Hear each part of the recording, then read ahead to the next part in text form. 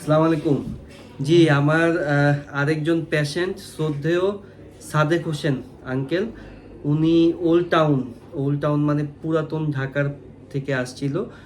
ওনার সমস্যা ছিল পায়খানার সাথে ব্লাড যেত দীর্ঘদিন ধরে।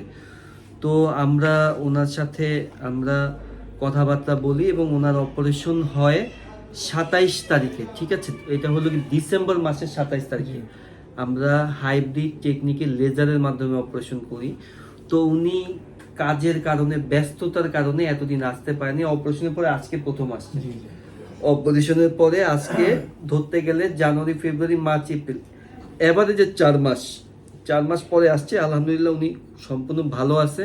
আমরা ওনার পাইপট চেক করছি। ওনার যেটা সমস্যা ছিল আমার এখনো মনে আছে, ওনার কিন্তু প্রতিদিন ব্লাড আসতো, এভরিডে পায়খানার সাথে ব্লাড আসতো। আমরা হাইব্রিড টেকনিকে কোনো ধরনের কাটাকাটি করিনি। আলহামদুলিল্লাহ আমরা চেষ্টা করছি, আল্লাহ সাহায্য করছে, সাহায্যটা আল্লাহ করছে, আমরা করি নাই। আমরা আমাদের মতো কাজ করছি। আমার পুরাতন ওল্ড টাউনের আমার আরেকজন ওনার মতোই বয়সী এক আঙ্কেল ছিল, আমরা ফিস্টুলা অপারেশন করছিলাম, ওইটারও ভিডিও আছে। উনিও আলহামদুলিল্লাহ ভালো আছে। আমাদের আরেকজন আঙ্কেল আমাদের ওল্ড টাউনে, এখন আমাদের যেটা হলো যে ওল্ড টাউনের যাদের এই অনেকের এই সমস্যা, কারণ কি যে বলে ওল্ড টাউনের মানুষ সকাল থেকে বিরিয়ানি খাওয়া শুরু করে, তেহারি। তো যাই হোক, তো আঙ্কেল যেটা হয়েছে অপারেশনের পর থেকে তার যে ফুড হ্যাবিট সেটাও চেঞ্জ করছে। দেখেন, শাকসবজি, হেলদি খাবার দাবার, আসলে গরুর তেহারি আপনি খাইতে পারেন সপ্তাহে একদিন, বাট এভরিডে বা একটু ভাজা পোড়া শক্ত খাবার এগুলো খেলে একটু সমস্যা হয়। তো আল্লাহ তাআলা ওনাকে সাহায্য করছে। 70 ইয়ার্স ওল্ড, 70 বছর বয়স। আমরা স্মুথলি অপারেশনটা করতে পারছি।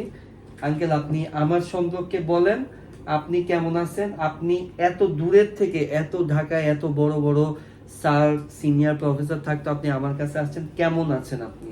জি আলহামদুলিল্লাহ ভালো আছি। আমি তো ডাক্তার 3জন চেঞ্জ করে আপনার কাছে আসছি।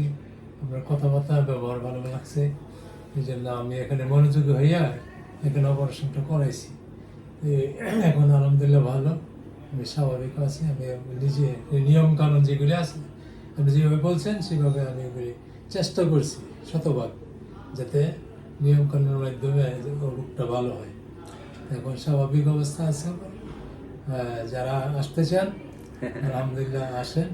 ওল্ড টাউনের থেকে পেশেন্ট পাঠাবেন আপনি, আর পেশেন্ট পাঠানোর সময় ওল্ড টাউনের হানিফের বিরিয়ানি পাঠিয়ে দিবেন। না, আমি তো একজন রুগী পাঠাইছি, মনে আসছে, আসছিল আপনার কথা বলছেন, বাড্ডা থেকে আসছে।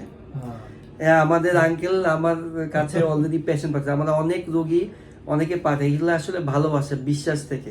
তা না হলে আসলে বিশ্বাস অর্জন করা খুবই টাফ। আরেকটা কথা হলো যে অনেকে প্রশ্ন করেন যে আমার তো বয়স এরকম, ইজ ইট পসিবল, আমার পক্ষে কি অপারেশন করা সম্ভব? আঙ্কেল, আপনার অপারেশনের পরে ওই যে অনেক, আপনার তো স্পাইনাল অ্যানেস্থেসিয়া দিচ্ছেন না, অর্ধেক অবশ করছে। অনেকের একটা আতঙ্ক কাজ করে ইদানিং যে অজ্ঞান হলে আমার কি কোনো সমস্যা হবে কিনা, আমি কি স্বাভাবিক হইতে পারবো কিনা, আমি কি জীবিত আসতে পারবো, এটা মানুষের মধ্যে আসলে অনেক ধরনের ধারণা হয়। আঙ্কেল, আপনার কোনো অসুবিধা হয়েছে? জি না, অসুবিধা হয় না। অপারেশন করতে গেলে তো লাগবে না, তো কাটাছেড়া করা যাবে। হ্যাঁ, আমরা কিন্তু পায়ুপথের অপারেশন গুলো অর্ধেক অবশ করে করি। তো অনেকে চিন্তা করে যে অজ্ঞান হইলে, কারণ ইদানিং বেশ কয়েকটা ঘটনা হয়েছে, এটাও সত্যি কথা।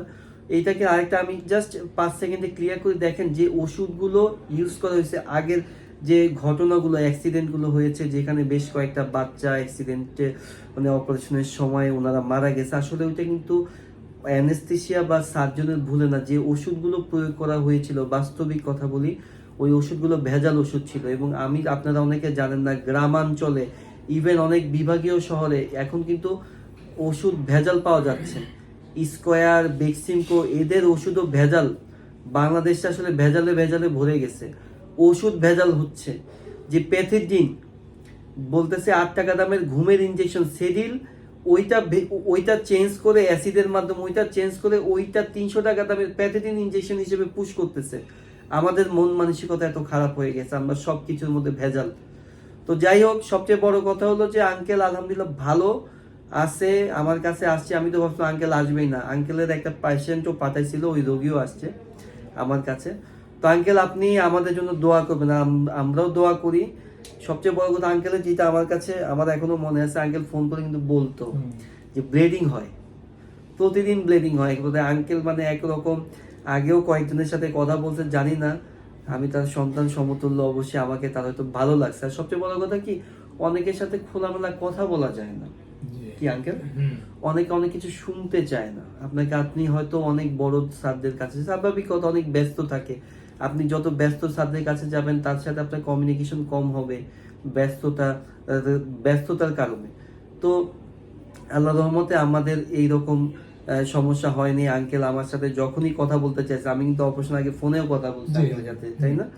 তো যাই হোক, আল্লাহ সাহায্য করছে আঙ্কেলকে, আল্লাহ ভালো রাখুক, সুস্থ রাখুক। আপনারা সবাই ভালো থাকবেন, আঙ্কেলের জন্য দোয়া করবেন। তবে আঙ্কেলও ওনার সাথে কথা বলে যতটুকু বুঝলাম, উনি আর ভবিষ্যতে যে গরু টরু এইসব যে ভারী খাবার দাবার এগুলো খুবই কম খাবে, অ্যাভয়েড করবে। কারণ আমরা জানি যে ওল্ড টাউনে যারা থাকে ওদের প্রতি শুক্রবারে কম পক্ষে 1-2টা অনুষ্ঠান থাকে আঙ্কেল। জি, দাওয়াত থেকে। হ্যাঁ, মোটামুটি ঠিক আছে, বিয়ের ইনভাইটেশন থাকে আর কি, দাওয়াত থাকে। আপনি কি যান? না, আমি যাই না এখন। এখন যায় না। যাই হোক, গেতে হয়তো জোর জবরদস্তি করে। হ্যাঁ, জোর জবরদস্তি। তো আলহামদুলিল্লাহ, আঙ্কেলের জন্য আমি খুবই ভালো লাগতেছে। আঙ্কেলকে আল্লাহ ভালো রাখুক, আঙ্কেল আমার জন্য দোয়া করবে। সবাই ভালো থাকেন। আসসালামু আলাইকুম।